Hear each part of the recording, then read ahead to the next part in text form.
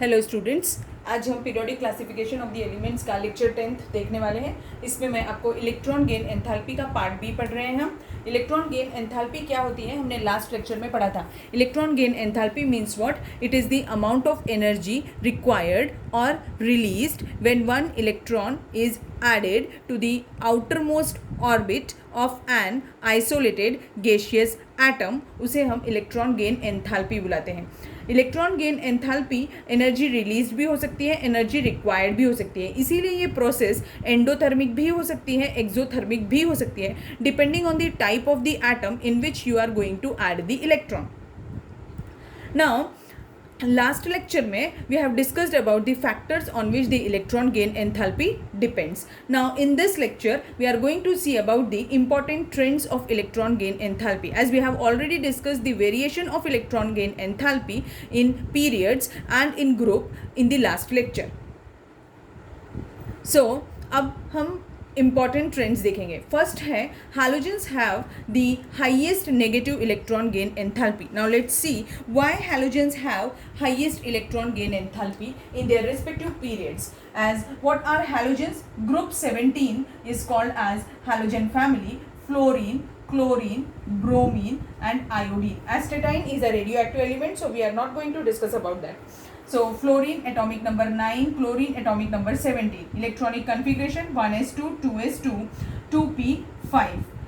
Chlorine 1s2, 2s2, 2p6, 3s2, 3p5. For bromine electronic atomic number नहीं भी याद है तो भी हम उसका configuration लिख सकते हैं. It is 4s2, 4p5 and for iodine it is 5s2, 5p5. तो देखिए, as in case of fluorine, as in case of halogens, all of them are having a general electronic configuration of ns2 np5, as n represents the last shell. ठीक है, तो अभी ये last shell में ns2 है और np5 है. Means what? Just by adding one electron to this halogen, अगर मैं इसका इलेक्ट्रॉन गेन एंथैल्पी मेजर करूं तो मुझे एक इलेक्ट्रॉन ऐड करना है. Just by adding one electron it gets converted into what? ns2 np6. Means ये क्या हो गया? इनर्ट गैस कॉन्फ़िगरेशन है. ये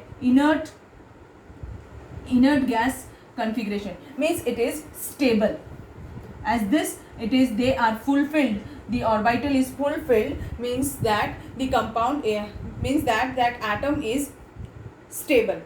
As it is stable, so fluorine, chlorine, bromine या iodine जो भी है halogens जो होंगे वो हमेशा they are more prone to take an electron, because after gaining one electron they will get converted into stable noble gas configuration.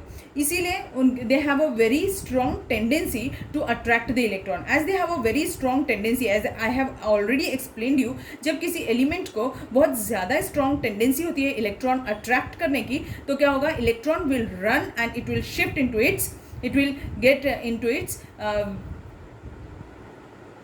last orbit. So in this case what happens? As electron is coming at a very faster rate, so the reaction will be, it will be a what type of reaction? It will be electron energy will be released, because energy of the electron is going to be decreased when he is going to move at a faster rate and get inside the that particular atom. अगर वो दौड़ करके आ रहा है, तो जब भी हम दौड़ते हैं, जैसे मैंने आपको लास्ट क्लास में भी बताया था, दौड़ते हैं तो हमारी एनर्जी कम हो रही होती है क्योंकि हम एनर्जी रिलीज कर रहे होते हैं. सेम वैसा एटम के साथ भी होता है. अगर इलेक्ट्रॉन बहुत फास्ट मूव करके उस एटम के अंदर जा रहा है तो वो अपनी एनर्जी रिलीज कर रहा है, और एनर्जी रिलीज होगी तो साइन कौन सा होगा? नेगेटिव. इसीलिए only because of this reason halogens shows highest negative value of electron gain enthalpy in their respective periods. यानी अगर आप सेकेंड पीरियड की बात करेंगे तो फ्लोरीन की हाईएस्ट होगी, थर्ड पीरियड की बात करेंगे तो क्लोरीन की हाईएस्ट होगी, फोर्थ पीरियड की बात करेंगे तो ब्रोमीन की, और फिफ्थ पीरियड की बात करेंगे तो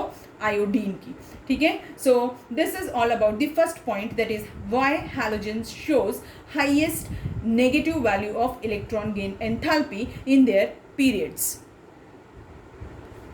Now next important trend is that electron gain enthalpy. Why the electron gain enthalpy of fluorine is unexpectedly less negative than chlorine? So देखिए लास्ट क्लास में मैंने आपको बताया था when in the variation in group, suppose मैंने lithium का group ले लिया, इस ग्रुप 1 ले लिया, lithium, sodium, potassium, rubidium and caesium.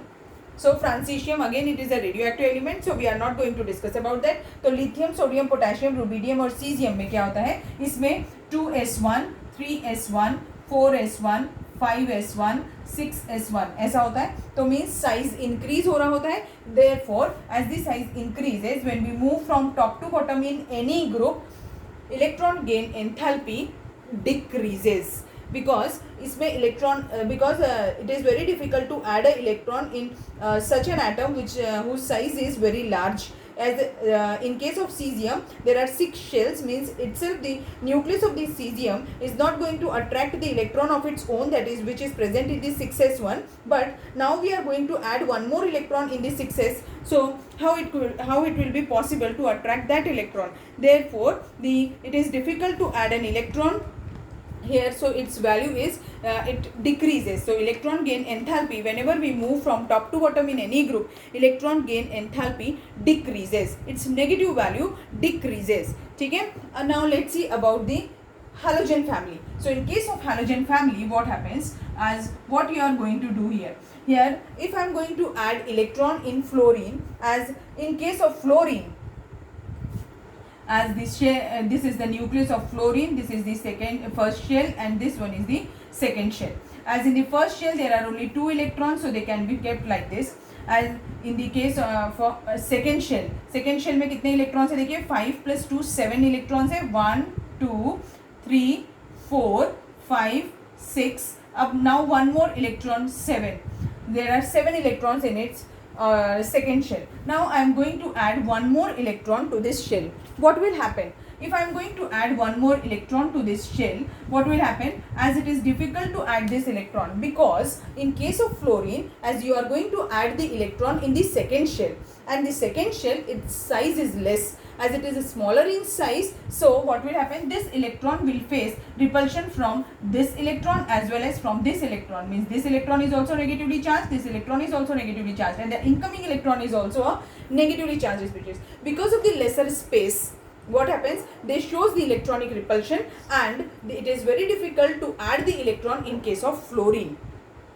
Whereas in case of chlorine, what happens? As we have to add the electron in the, this is the nucleus of chlorine, this is the second shell and this one is the third shell. In the first shell there are only 2 electrons, in the second shell there are 6 electrons like this, 4 5 6, and in the last shell there are 7 electrons, but the shell size is larger as compared to the size of the 1 2 3 4 5 6 7. And now this size, that is the third shell size, is larger as compared to the shell size of fluorine. उसमें हमें electron कहाँ डालना था? Second shell में. यहाँ पे हमें electron कहाँ डालना है? थर्ड शेल में. साइज बड़ा है, इसीलिए आप जब इलेक्ट्रॉन ऐड करेंगे तो वहाँ पर उतना इलेक्ट्रॉनिक रिपल्शन नहीं शो करेगा जितना कि वो फ्लोरीन के केस में शो कर रहा था. इसीलिए यहाँ पर इलेक्ट्रॉन ऐड करना ईजी होगा. तो अगर इलेक्ट्रॉन ऐड करना ईजी होगा, मीन्स क्लोरीन जो है वो जल्दी से इलेक्ट्रॉन ले लेगा. Therefore chlorine will show more negative value of electron gain enthalpy as compared to the fluorine. ठीक है, समझ में आया आपको मैंने क्या बताया? यूजुअली ट्रेंड क्या होता है? डिक्रीज होना चाहिए था, पर यहाँ पर क्या ऑर्डर हो जाएगा? फिर सबसे ज़्यादा इलेक्ट्रॉन गेन एंथैल्पी किसकी होगी? क्लोरीन की. उसके बाद में किसकी होगी? फ्लोरीन की, फिर ब्रोमीन की, और फिर आयोडीन और एस्टेटाइन. अगर मैंने एस्टेटाइन का भी एग्जाम्पल कभी कभी बुक्स में दिया रहता है तो 6s2 6p5 हो जाएगा. अगर मुझे इलेक्ट्रॉन गेन एंथैल्पी का ऑर्डर लिखना है for group 17, what will be the order? Chlorine सबसे ज़्यादा शो करेगा, फिर फ्लोरीन, फिर ब्रोमीन, फिर आयोडीन और सबसे लास्ट में एस्टेटाइन यानी 80.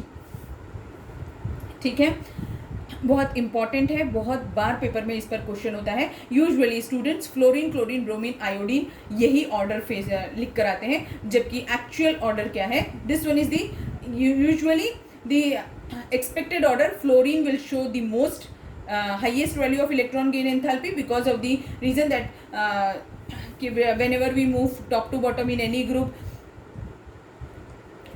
the negative value of electron gain enthalpy decreases. यही सोचकर सभी लोग फ्लोरीन, क्लोरीन, ब्रोमीन, आयोडीन लिख देते हैं. But what is the actual order? The actual order is this one.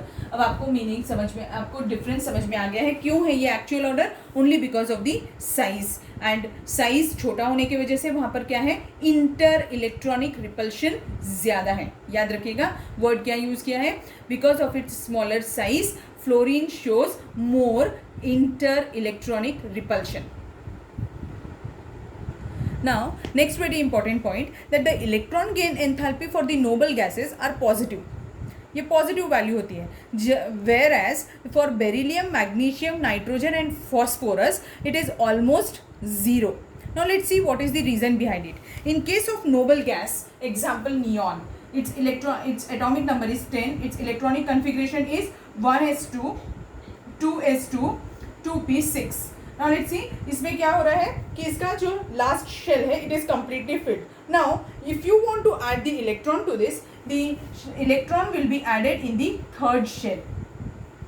So it will require more energy to add the electron in such a next shell.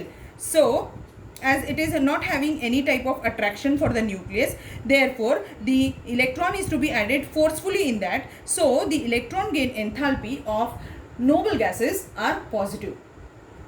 Whereas in case of beryllium and magnesium, beryllium के case में क्या होने वाला है, it's 1s2, 2s2, और magnesium के case में 1s2, 2s2, 2p6, 3s2. तो देखिए इसमें जो आउटरमोस्ट ऑर्बिट है उसमें s ऑर्बिटल कंप्लीटली फिल्ड है. As it is completely filled, उसके पास में कोई ऑप्शन ही नहीं है उसको. They have little very less tendency to gain any electron, so its electron gain enthalpy is almost zero. Where as in case of nitrogen and phosphorus, both of them have half filled shells. उनके half filled shells होते हैं. Half filled shells are also more stable as they are more stable, so they are also not going to have any tendency, or they have a very little tendency to add an electron. Therefore they इनके भी जो electron gain enthalpy होती है वो almost zero होती है. Let's see one numerical for on electron gain enthalpy. Electron gain enthalpy of chlorine is 349 kilojoule per mole. How much energy will be released when 1 gram Cl chlorine is converted to chloride ions in gaseous state? And what is given? Atomic mass of chlorine is 35.5. So इसे कैसे solve करेंगे? सबसे first चीज, that is when chlorine is converted to chloride ion, Cl plus 1 electron, it gives Cl minus ion, and the electron gain enthalpy will be, it is already given in the question, that is 349 kilojoule per mole. Means this is for 1 mole. So 1 mole of chlorine, when it is converted into 1 mole of Cl minus ions, it requires an energy of 349 kilojoule. Therefore for 1 gram of chlorine, what will be the energy? What will be the EGE value?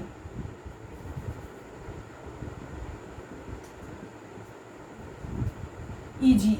So it is very simple. First convert this 1 gram into 1 mole, you will get the answer. तो 1 gram into 1 mole अगर करना है तो mole is equal to what? Given mass upon molar mass. What is the given mass? It is given mass upon molar mass. And what is the given mass? 1 gram. So 1 divided by molar mass क्या होता है chlorine का? It is 35.5. This is the moles of 1 gram. इतने moles होंगे ये, ठीक है, this much moles. अब हमें क्या कैलकुलेट करना है? It is what is the energy will be release, means EGE की वैल्यू कैलकुलेट करनी है. तो अगर कैसे कैलकुलेट करेंगे फिर EGE की वैल्यू? इस केस में EGE की वैल्यू कैसे कैलकुलेट करेंगे?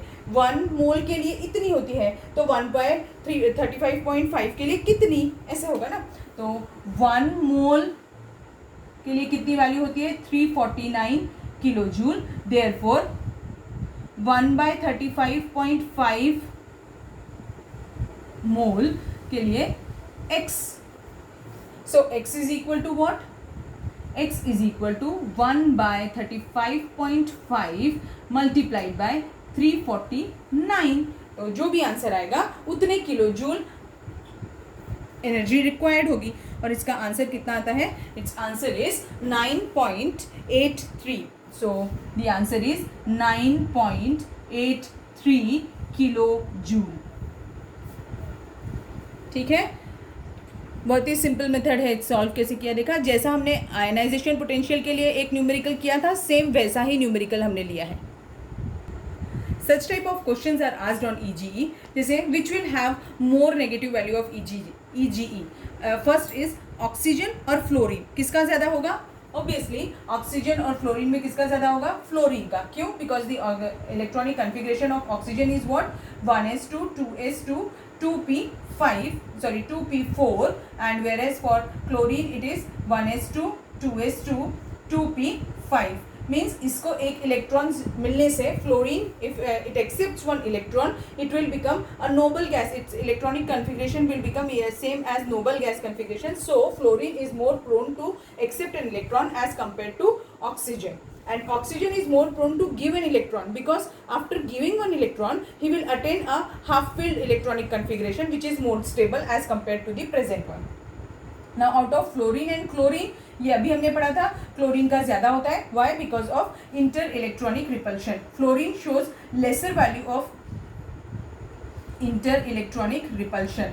Fluorine shows a lesser negative value of EGE. अभी हमने डिस्कस किया था, फिर से नहीं करेंगे। नाइट्रोजन और oxygen, as in case of nitrogen and oxygen, nitrogen की EGE वैल्यू ज्यादा होगी और ऑक्सीजन की कम होगी।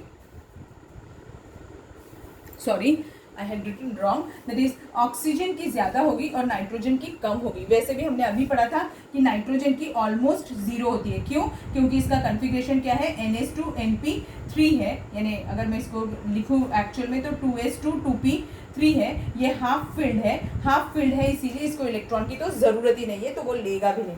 अब इन case of bromine and iodine, किसकी ज़्यादा होगी? ब्रोमीन की ज़्यादा होगी और आयोडीन की कम होगी। क्यों? क्योंकि ब्रोमीन का साइज छोटा है एज कंपेयर टू आयोडीन। तो in case of bromine and iodine किसकी ज़्यादा होने वाली है? ब्रोमीन की ज़्यादा होगी। बोरॉन एंड एल्यूमिनियम, बोरॉन और एल्यूमिनियम में किसकी हाइयर नेगेटिव वैल्यू होगी इलेक्ट्रॉन गेन एंथैल्पी की? बोरॉन की ज़्यादा नेगेटिव होगी as compare to aluminium. In this case boron and aluminium, boron की ज़्यादा होगी। अब बोरॉन की ज़्यादा क्यों होगी? Because of size, it is smaller in size and this one is larger as compare to boron. Last question of today's class, arrange according to the decreasing value of electron gain enthalpy of boron, carbon, nitrogen and oxygen। अगर ये arrange करना है तो order क्या होगा?